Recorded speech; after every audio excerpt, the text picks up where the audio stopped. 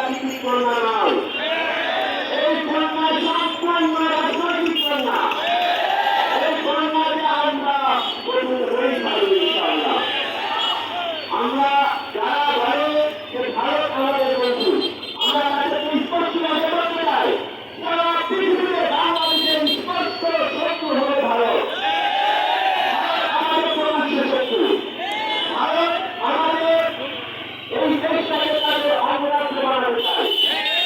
মুসলমানদের শরীরে এক ফোঁটা রক্ত থাকা পর্যন্ত এই বাংলাদেশকে তারা অপরাধ বানাতে পারবে ইনশাআল্লাহ। আমরা স্পষ্ট ভাষায় বলতে পারি, আমাদের থেকে তোমাদের ভূখণ্ড হতে পারে, আমাদের থেকে তোমাদের জনসংখ্যা বেশি হতে পারে, আমাদের থেকে তোমাদের অর্থশক্তি বেশি হতে পারে, কিন্তু একটি শক্তি তোমাদের থেকে লক্ষ লক্ষ গুণ বেশি আছে, আর সেই শক্তি হল ইমান শক্তি। এই ইমান শক্তির সামনে এই ভারতের সমস্ত শক্তি বিশ্বাস হয়ে যাবে ইনশাআল্লাহ।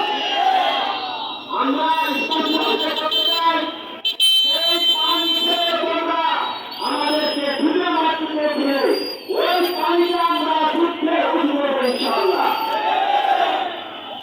আল্লাহ রাসূল সাল্লাল্লাহু আলাইহি ওয়াসাল্লাম বলেছেন, শেষ জামানায় হিন্দুস্তানের সঙ্গে যুদ্ধ হবে, এই মুসলমানদের সঙ্গে মুশরিকদের যুদ্ধ হবে, আর এই যুদ্ধে মুসলমানরা বিজয়ী হবে। এই যুদ্ধ ভবিষ্যতে আল্লাহ রাব্বুল আলামিন আমাদের ভাগে আছে। আমরা আমাদের কারণ মাথা নিয়ে এই যুদ্ধে জেতে সারা জন্য ইনশাআল্লাহ।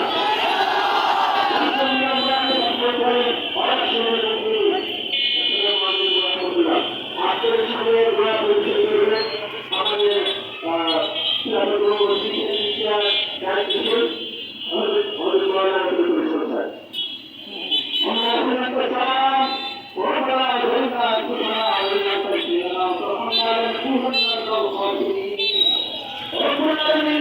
আমরা